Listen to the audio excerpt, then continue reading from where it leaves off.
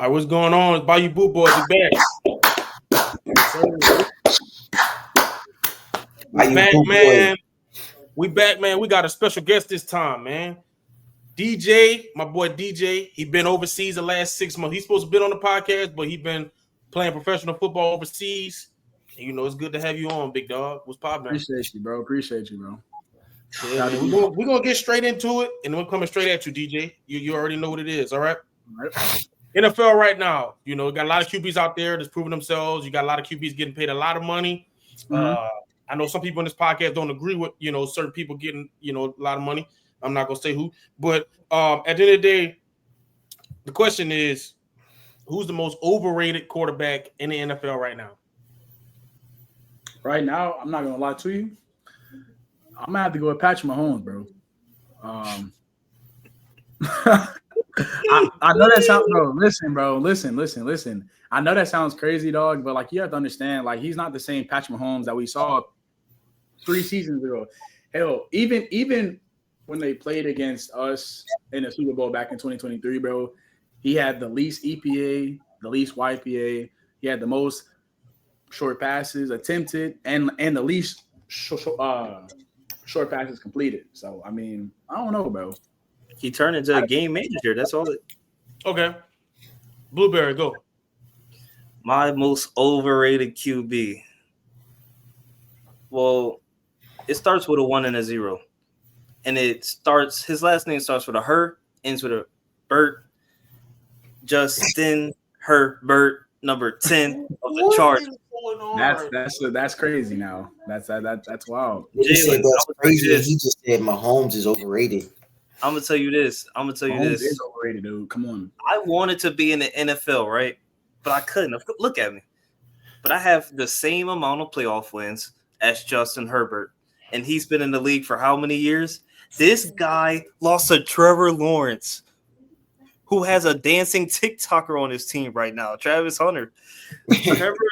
Trevor Lawrence, they were up 21 that I remember, and I called that they were going to come back. I mean, we could say, his receivers. I mean, he had Keenan Allen and Mike Williams in their prime. He's overrated. I'm sorry. Wait, so all right. So first, I'm gonna disagree because I can see when I watch Justin Herbert, I see the talent. So I want you to be able to give me some names of who's better than him. Lamar Jackson. Okay. No, but here's my thing. No, before we even get started with that, because y'all know how they get to hate Lamar, right? So how do we criticize Lamar so hard, but we don't criticize Herbert when he say he has the talent? He has as much talent as damn near a lot of people in the league. He's a top 5, top 7 talent in my opinion, but he can't get the job done. He got one of the Harbaugh brothers. He just got one of the Harbaugh brothers out of the team. No, what you said, DJ? Do you think it's him not getting the job done or the team, bro? Because like if you look at his personal stats and like his touchdowns to interceptions, like his like actual stats and like in-game stats and stuff like that, bro, they don't measure bad.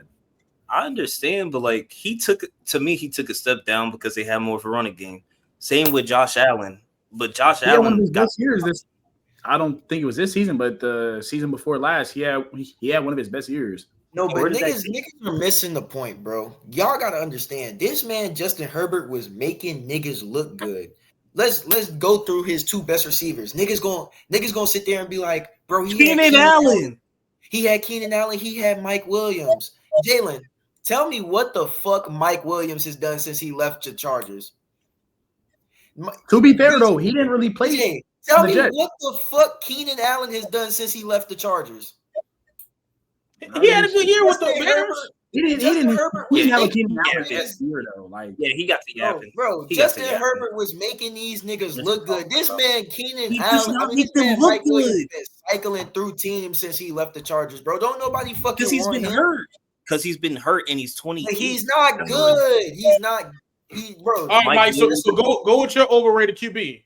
Hey, bro, I'm about to say a word that we cannot say on this channel. Go ahead, Mike. Chill. Come on, man.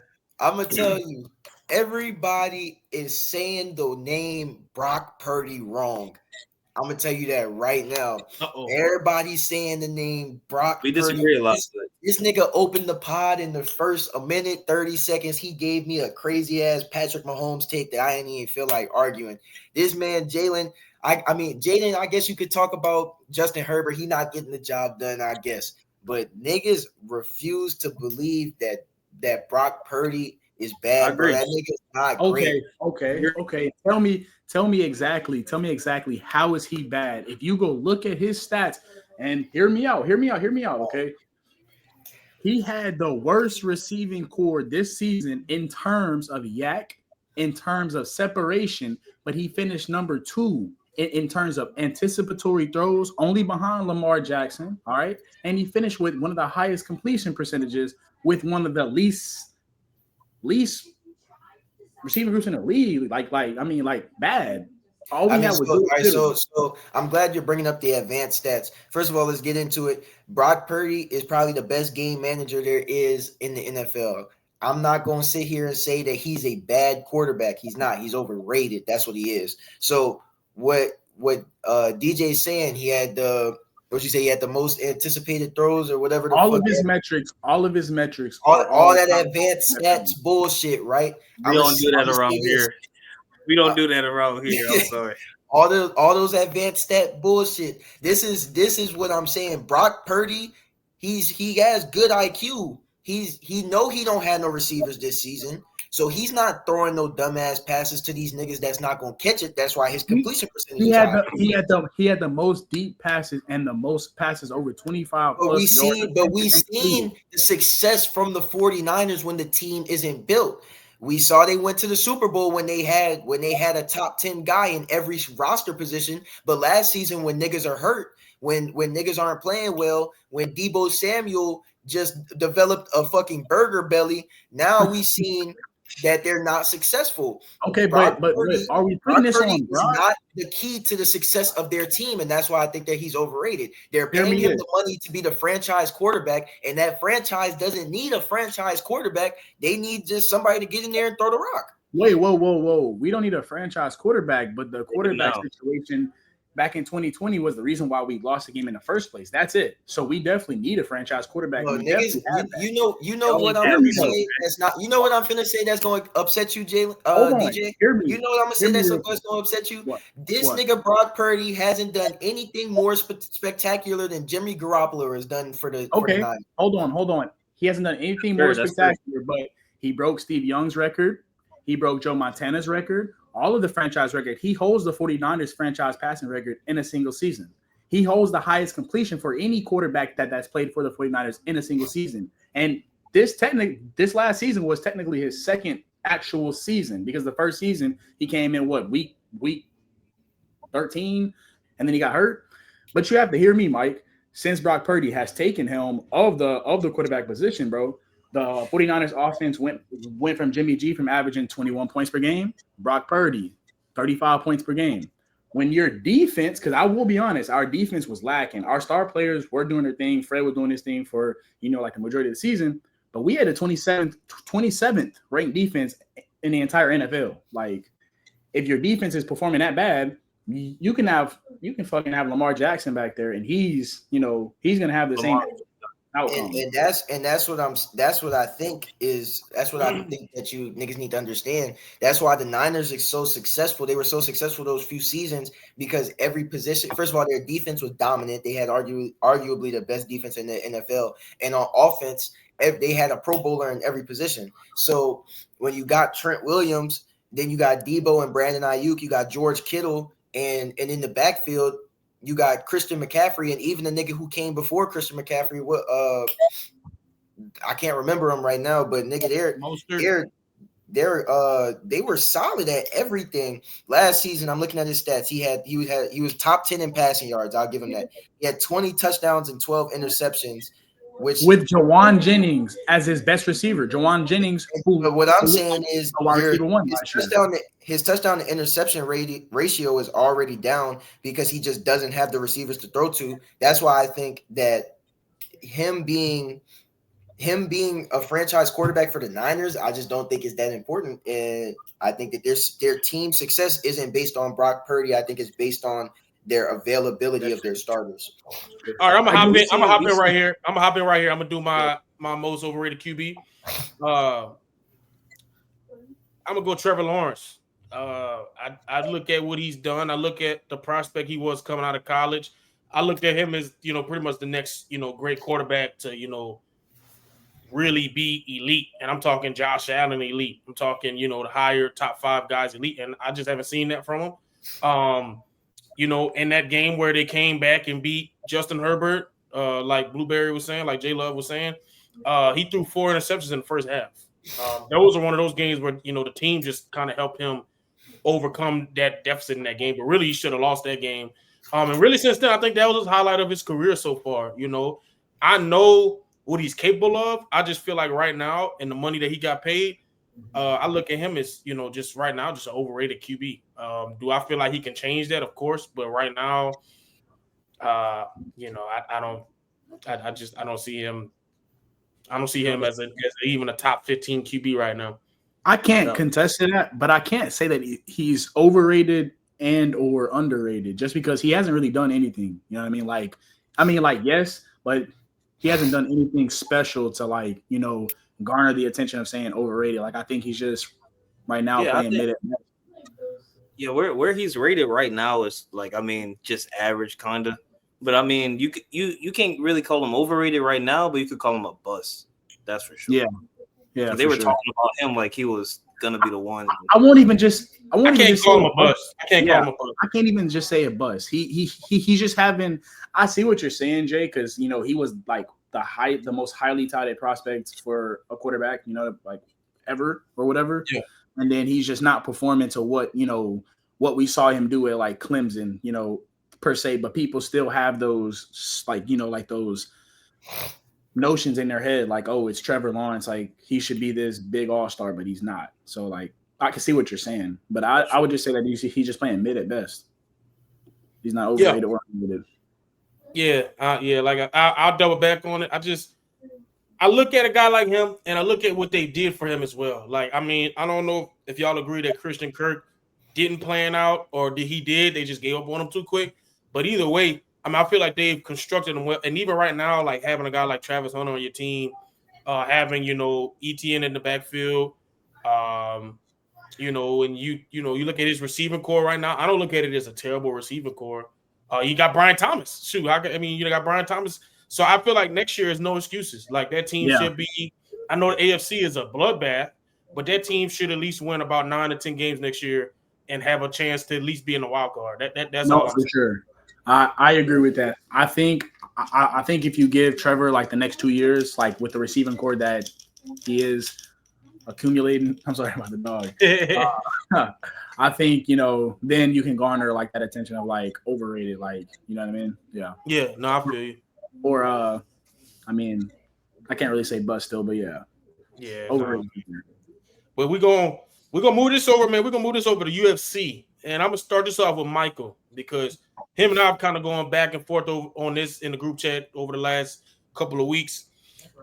Michael, the question is simple as this: did Jon Jones duck Tom Aspinall, or did he just have nothing left to prove?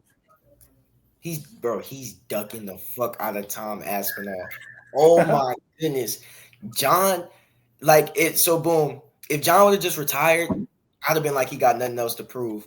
Yeah, but this nigga gave up the belt. Now he back in the testing pool. He keeping his options open. He want to keep fighting. He just don't want to fight that nigga. That's why he gave him the belt, bro. Think about it.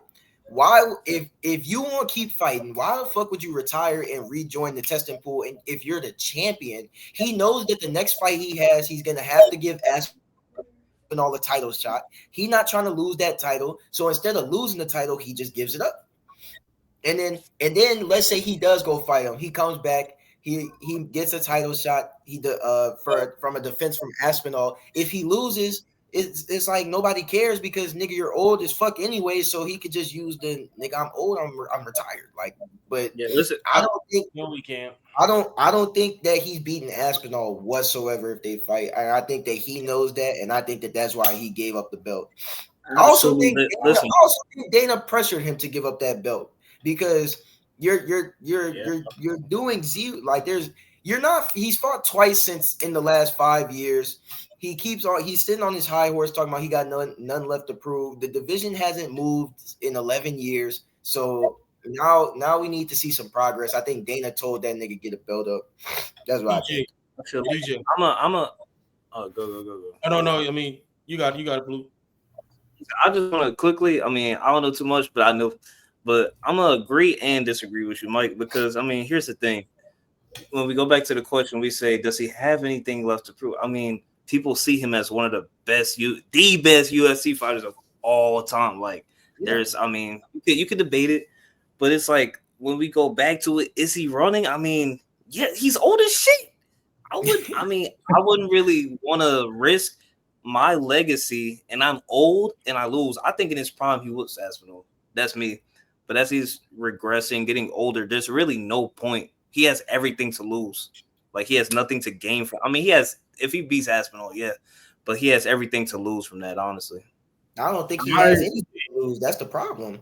Like, he's been the champion for the last. Hey, shut up, man! You had your turn, man. Champion for 50% of my lifetime. He's been the champion for more than 50% of my life. This nigga is old as dirt. He could have just retired with all his money and sat on the belt. But I don't like the way how he's just, retiring and now he coming back. He might want to fight. He might not want to fight. Just say you don't want to fight the nigga. We get it, bro. Personally, I wouldn't say Jon is ducking, bro. I think it would absolutely tank his legacy. Like, not tank it, Matt, like much, because obviously, like, he did win the belt in 2 different positions, but I do think that Jon, like, strategically kind of avoided that risk. And that's not ducking, it's just he's not eager to let, somebody who doesn't have a resume, fight him. And then with him being old, like Blueberry said, he has wear and tear, and then lose a fight that could all around be avoided, I'm gonna go ahead and disagree with that, because I don't think that him losing to Aspinall would tank his legacy whatsoever. I think we all know that. Mike, listen. You can say that all you want, bro. You can say that all you want, but if he gets his ass whipped, bloody nose, broken foot, broken something, it tanks his legacy if he gets knocked the fuck out. I mean, I don't think it's gonna be that bad, bro. We're talking about a guy who's held the title for 11 years. We're talking about a guy who's never lost. I mean, he got the one disqualification, but nigga, he was beating the fuck out that nigga in that fight. I don't think Jon loses though. And frankly, I'm gonna compare it to another great fighter, McGregor.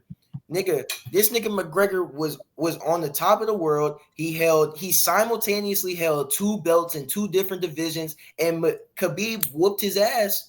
And a lot of niggas don't really remember for McGregor for getting his ass whooped. They remember him for carrying the UFC. Yeah, but this is 2 different things, right? McGregor was like that flashy boy superstar of the UFC. Like, yes, Jon is known as the GOAT, right? But he's not like the face of what the UFC was when Conor was doing it. But you also have to, anytime Conor gets brought up, it's like always, oh, Khabib knocked him out, Khabib beat him, whatever. Like, that's all I hear nowadays. His fame and, like, his phase of the franchise, esque attitude that he had isn't the same like now. So I do think by him losing to Khabib, that did hurt his career, like hurt his legacy. But look. First of all, I'm gonna respond to Mike. I've been disagreeing with him for months now, saying that he's ducking. Jon Jones will never duck anybody in his lifetime ever. So first of all, you're already wrong, okay? And Dana White has already said on the interview, he said he's been telling us in interviews to the public. What has he said? He said, why would I risk it? Behind closed doors, he said, I'm gonna kill this guy. That's what he said behind closed doors. So he's giving us one, and that's where it comes in the chess, not checkers. At the end of the day, like you just said, Jon Jones, we have never seen Jon Jones be dominated. We've never seen Jon Jones. We've seen him in a few close fights in his career. I will say that we've seen him in some close fights. I'm not saying the dude's invisible, but at the end of the day, this guy, Tom Aspinall, you guys are hyping this dude up. He's good. But it's not. Nobody knew that Jon Jones has never seen before. Jon Jones has fought amazing wrestlers, amazing jiu-jitsu fight. Everybody, you name it, he's fought it. This is just another one. And you're saying he's old as dirt. He's 38 years old. He's 38 years old. He still has a lot left in the tank that most people would have at the age of 38. And like DJ said, I don't think he would lose. I think this would be even if it went all 5 rounds, it would be a combination. Hold on, I'll let you talk. I think even if it went all 5 rounds, I got Jon Jones 3-2 or 4-1 at the end of the day. So when I hear you say this dude is ducking, and then also disagree with you guys at the bottom when y'all say his legacy could take a tough. That guy, regardless if he loses a fight late in his career, whatever the case is, he's the greatest of all time. No, for sure. But who would rather be known as being undefeated, right, or having just that one abstaining loss on your resume? Maybe so, but at the end of the day, yeah, like Floyd Mayweather finished undefeated. But I think, I know fighting is totally different than football and stuff like that. But you look at Tom Brady. Tom Brady is the without doubt GOAT, at least for now. And he lost 3 Super Bowls. He lost 2 to the same quarterback who's not even a Hall of Fame yet. And he lost to Nick Foles. So if you think of it this way, though, like in 25, well, 30 years from now, right? Let me ask Jalen a question real quick. If behind closed doors, John said, "I'm gonna fucking kill him," he very well might just kill him. Why retire? Like, what do you think his thought process is? No, so what do you think his thought process is to retire? I know you're saying it's chess, but I need you to explain to me why you think that he's making such a strategic move. Like, what is the reasoning behind the strategy of retiring and coming back? I'll say this. I'll say the strategic move is Jon Jones. It's as simple as that. It's at the end of the day, it is chess. I ain't gotta go on it. It's simple as it's Jon Jones. That's all I would say. It's Jon Jones. He decides when he wants to fight. He decides when he wants to retire. He decides who he's going to fight, when he's going to fight. At the end of the day, he might be allowing Aspinall to be the champ just so he can dethrone him and win another championship and win another. I got 2 things. I got 2 things. Oh, let me finish this last one. Go ahead. Or it could be as simple as let it plan out. Let's see if he can beat the next guy he's going to be able to fight. And what I had to do some research to see who they would have him to have Aspinall fight next. Gone. But Cyril Gane. Yeah, Cyril Gane. Let's say he gets beat down or worn out from that fight. It's an easier fight for Jon Jones. That's what I wanted to say. Bless you. Thank you. I wanted to add on that, Jalen. I also agree. I think that we should see. Maybe John sees something that everybody else doesn't see. I feel like, yes, Aspinall is very talented, but I also feel like in the heavyweight division, he hasn't fought somebody who kind of has that same skill set as like as far as head movement, speed, and things of like such. I feel like once we see him fight Gane and actually see what he's capable of against a person who has of equal skill set, I would say, then we can determine something. But I also want to say, if you think of it, right, in 30, 45, whatever, however many years, would you rather have a record of being undefeated, right? Because nobody's going to remember all this small talk about, John potentially running or this and the fourth. All they're going to see is, oh, Jon Jones was never defeated, right? Or give this no-name kid, well, not no-name, but, this not too much built of a resume kid, this chance of, taking the belt from the champ. So I feel like, yes, what Jalen said, John is playing chess and not checkers. You know what I mean? He's doing it the Jon Jones way. So I agree. We're gonna move this on though, man. We're gonna head into anime. We're gonna hit it on like this. It's simple as this. We're gonna start this off with Blueberry at the bottom. Who would have flea on site? Wait, let me see. Who would have flea on site orders in different animes? I might have asked that question wrong. No, you asked it wrong. Who would have flea on other, like, for the audience that don't know, whenever niggas saw me in the toe, they said flea on site. Do not fight this nigga. And who would be the best person if any anime, the most awful man in the anime universe, Gojo. Niggas are terrified of Gojo. Are we Every saying time- this as verse equalization? Like Gojo we just being saying- anybody verse? Like if they in his universe and anybody in his universe sees him, It's like in their own verse. yeah. In his own verse? Oh yeah. He Gojo easily has on site orders. Every time they bring him up, oh yeah, this technique cannot be broken by anybody besides Satoru Gojo. yeah. Oh my, yeah. That's fair, bro. That is fair. I mean, that's real. Debatable. The anime GOAT, man. It was that. That's real. DJ. Let's go. Bro, I would have to say who would have a flea on site. It's a newer anime, but it's a banging anime, bro. A flea on site order for Sun Jin-woo, the most drippiest aura farming king of the past 3 years. Sun Jin-woo. I'm talking about flea on, especially I would say maybe mid-season 2 Sun Jin-woo, you know, like just figuring out he's an S rank, but not even an S rank. That boy is he's a different, you know, he's different. True. He's untouchable, like legitimately, like get the hell up out of there. Sorry if we can't say that. Are you good? I think yeah. Big Mike. what the heck? All right, man. I'm not gonna lie, y'all might need to get a new nigga on the podcast, bro, because my answers are it's becoming repetitive week after week, man.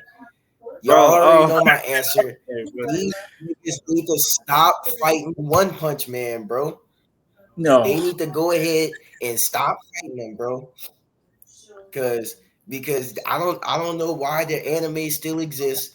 I don't know why they're making more episodes.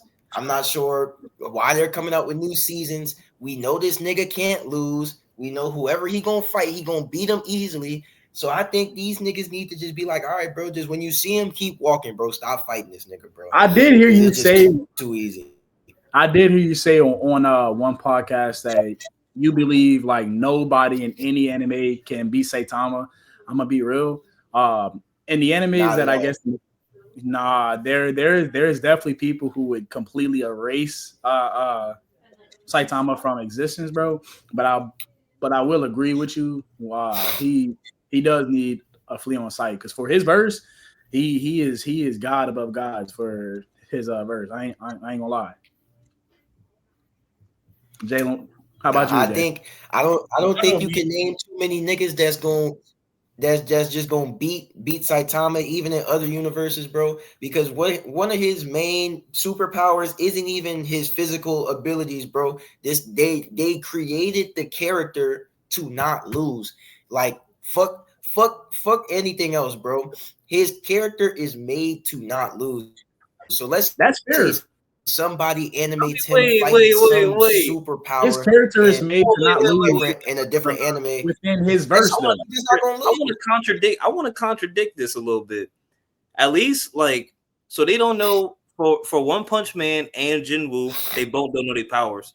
But for Jinwoo, it's more like they're scared of him. They don't know his powers. But early One Punch Man, they said this nigga was trash. I ain't gonna lie.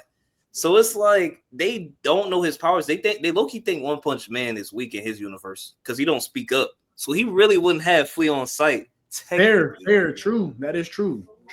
Hey. So you wrong. That is fair. I mean, you might be on to something. You might be on to something. I forgot he's only a class C. I forgot he's only a class B ranked superhero because he don't like to tell nobody how strong he is. Yeah, so it's like they be looking at you stupid if you give him flea on sights. I ain't gonna lie, bro. I low key want to give one more. I don't know if y'all boys have seen it. Like maybe y'all can agree to it, maybe not. Have y'all seen Fire Force? Oh yeah, Fire Force. Yeah, that's his right there. That's J Love. That's all you've been talking about. Is Fire Force. Hey, you want to know who have a flea on sight? The little truly brother? And honestly, Benny Maru. Come on, man. Benny Maru, that is a flea on sight nigga right there. Benny Maru. I'm Mr. Untouchable. Like, legitimately, he's like only fire user. What? Yeah, they scared of him. Yeah, nah, he's a complete flea on sight. They made a doppelganger of Benny Maru, and he still beat his perfect doppelganger. Like, this being tough, who can easily create and kill like the entire galaxy like this, and he beat him. So I would say Benny Maru from Fire Force is a complete flea on sight, like for sure. I'm gonna go real quick. I mean, I know y'all know that I'm still getting into the anime world, so I'm gonna keep it short and simple based off what I watched. And I've said it multiple times on this podcast, so I'm gonna just go with Meliodas. No, you cannot, bro. Come on, bro. Yeah, look, when I'm able to continue to watch more anime and get up, I know my stuff when it comes to certain things and certain arguments, but just in general, right now I'm still trying to build my resume up. So that's you got to get into Black Clover, bro. Black Clover. Who do y'all think would have a flea on sight in the Black Clover verse if y'all watched it? What's the Asa brother? What's the name? Asa Foster brother. Would have a flea. Yeah. Low-key, all the captains tough. I ain't gonna lie. But so it's like, I wouldn't give every captain a flea on sight. Like the captain of like the Purple Workers, like he got easily worked. I'm talking about like the top 3. Yeah, top 3. Yeah. I would have to give Yami a flea on sight, like easily. Yeah, that's his mana zone in itself. Like like you can't even move whenever he activates his mana zone. And I'm pretty sure all the other captives, besides like the girl, I forgot her name. What's the girl's name? With the plants? No, like the girl who like does like the fire and stuff. Who like brought everybody to like the big volcano and stuff. I know who you talk about. Oh, Mary Leona. Yes, she would have a flea on sight as well. Like easily. She low-key the strongest in the verse. I ain't gonna lie. Nah. Like physically? No, like just overall. She almost took out 4. She almost took out 4 L's herself. Brother, I think right now Asta, because I don't know if you know, but Black Clover's coming back. Like they just dropped the trailer. But it's not Asta right now, Asta, right now, I'm not gonna lie, they are wiping Mary Leona. Once Asta finally, came to be with his devil, like it was over. We're gonna get into the last segment of the day, man. We're gonna get into college football, and we're gonna start this off with DJ for the last question. You got a lot of college football starting to be well evened out now with the NIL era. You got a lot more good teams. You see a lot more good and great teams than what you see, kind of unbalanced teams now. So the simple question is your sleepers for this year. Like, what are some sleepers who you feel like could honestly be contenders to win it all coming up this season, 2025? Contenders to win it all, or like make it to like the playoffs per se, like I'd say both. Yeah, I say Final Four. Let's do Final Four. Make it the deep Final run. Four. I think one sleeper would be Florida. I think with a fully healthy DJ Lagway for the entire season, he completely changed their offense. Like in the later half of the seasons, and just anytime that he started and actually ended the game and like was actually healthy, Florida looked very scary with them deep passes. Like they looked extremely scary. I think another sleeper this year actually. It's gonna be a little controversial right here, but I think North Carolina, bro. Like I think with Bill Belichick. Hey, I'm serious, bro. Hey, put that beer down, brother. That beer got you drunk, bro. Hey, y'all, look. When Belichick turns North Carolina to at least get them into the playoffs and actually like doing something. Come on, man. We all know that he's an amazing coach. This nigga tripping, bro. How? Tell me. They don't have the talent. They don't have the talent this year? I mean, they have the coach, But I mean, at least with Dion, he's not that great of a coach. He's more of a, bring the guys in, influence. Dion's not that good of a coach? No, I'm saying as far as like a play caller. How many beers have you had, Blueberry? Is Deion Sanders a good play caller? Let's be honest, bro. He's not a play caller. He's not the one calling. He's not the one calling the plays. No, Bill Belichick can affect the game more because he calls the plays. He just coaches better, right? Okay. But he doesn't have the talent that Deion had the first year or the first 2 years. Not yet. I'm gonna have to see it. Who's their QB? Are we not keeping up with college football like that much? Who's their QB? Max Brennan. I'm gonna let y'all go. I'm gonna answer last, but I'm gonna let Michael go with his sleeper teams. But hey, I'm gonna tell you right now, North Carolina got Michael Hunter at quarterback, and they think that Bill Belichick gonna save him.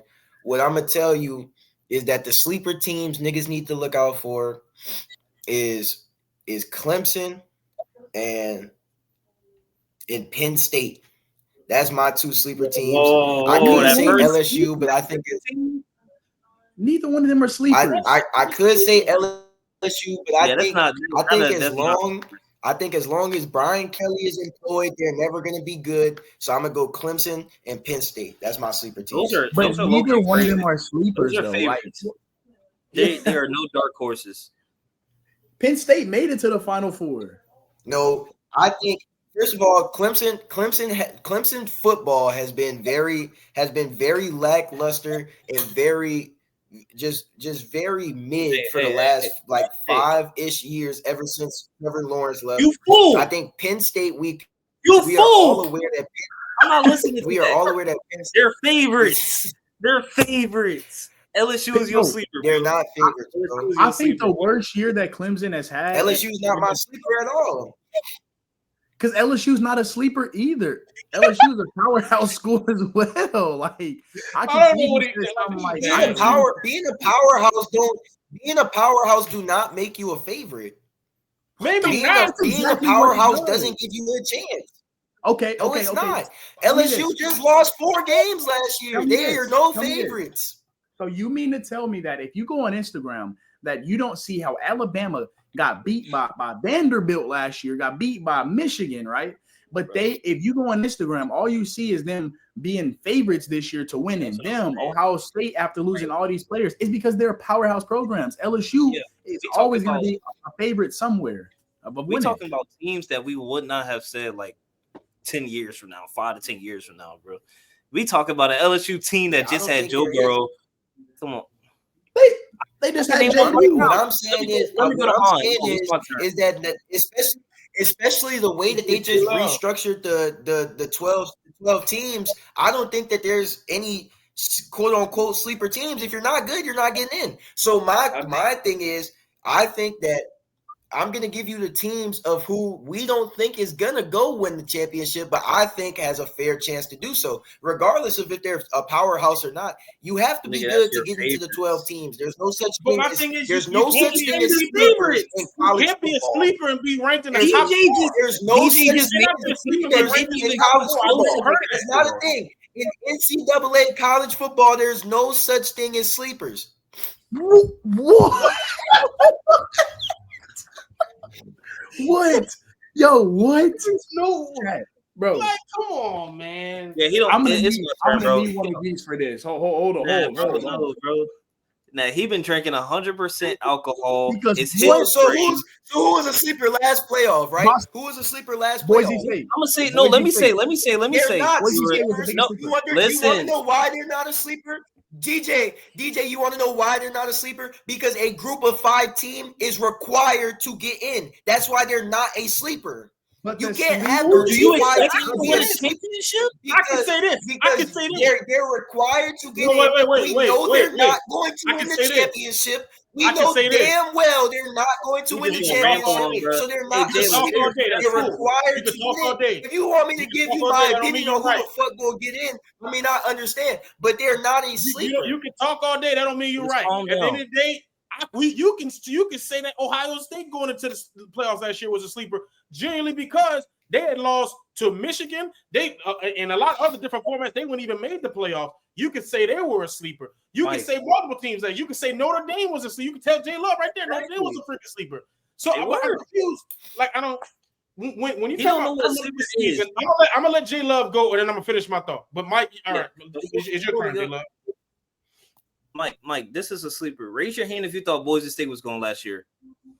Nobody raised their hand, and they did make it. That's a sleeper. But no, this is my no. I raised my hand. I thought UNLV. I thought UNLV was gonna go over Boise State. So Boise was the sleeper getting in there. My sleeper this year, and I think he's gonna win the Heisman. This is a real sleeper. Kevin Jennings and the SMU Mustangs. They have a great squad. They got that NAL. I don't know how they hit the transfer portal. I gotta check. But I think Kevin Jennings is going to be more experienced to go beat teams like Penn State, and they could be on the if they win out, and they could win the ACC, and if they get seeded correctly, they could get in and battle some not that good teams, and they'll be at home, either at home or they'll be at neutral site games, and they'll be good. They went into a Penn State game last year. They weren't battle tested. Now they'll be battle tested. I think they'll go and at least make it. They don't have to win, but I think they'll make it. Go Irish. We should be back. But I think that's the Mustangs have right there. That's the sleeper for sure. Let me go. I'm gonna go right now. A sleeper for the 2025 season this year that not only could make the playoffs, but make one of the greatest turnarounds in program history and win the championship this year. I'm going with the Iowa Hawkeyes. It is simple as that. Iowa has always had elite defenses. If they would have had any type of great offenses within the last few years, they would have won. Boys. It's been real. I don't care. You do all that all you want. You can leave if you have to. At the end of the day, if those guys, if those guys have they got a new offensive coordinator, they have the same defense, the same elite defense. If that offensive coordinator is able to do what they got to do, and they have a good offense, I have them winning the championship. I don't care what none of y'all say. Y'all can laugh. I can definitely back you. I can back you. Iowa has had, believe it or not, Iowa has had a top 5 defense in the past, I think, 9 years of college football, bro. Exactly. If they have some type of offense, bro, that is fair. Have no offense. But we're saying if they do get an offense, they won't. Listen. Here it is. With this new NIL situation, bro, every school is allotted $20 million, to actually pay athletes. I feel like that was a big reason why nobody wants to just go play in Iowa, right? But if they have an incentive of getting some good money, knowing that you already got an established defense that's been established for a while like this, bro, who wouldn't want to go be a part of that? And then to say that, I don't think Iowa has ever won a BCS or anything, in a while. Who wouldn't want to go be a part of that and say I was the first Iowa team to, win it. I mean, I agree. That's a good sleeper right there. DJ just told you for the last 9 years they've had a top 9 defense. If they would have had anywhere within a top 15 offense, with the way their defense has been stopping people to scoring about 13 points a game, and they're still losing. You remember when they held Bama to the fourth quarter for the very end of the fourth quarter, and then lost, I think, 3 years ago. They can't win in the Big Ten era. Not this era. Why? Not in this Big Ten era. They almost beat Michigan on Michigan's undefeated run. Michigan beat them by a damn field goal. They don't have the talent. I'm sorry. But yeah, that was our sleepers. We let's clap it up. That's the end. Let's clap it up, man. Clap it up. We see Mike up top. He's pretty mad, man. He was saying some dumb stuff, but it's all love over here, man. Don't do drugs. We're gonna end it. We're gonna end it. We're gonna get back into it. We're gonna end it, man. We thank y'all. Thank y'all for tuning in. Thank y'all for 130 subscribers. We steady growing. We appreciate you. All of you guys, make sure to like, comment, share, favorite. Love y'all boys, man. See y'all. Hey, before we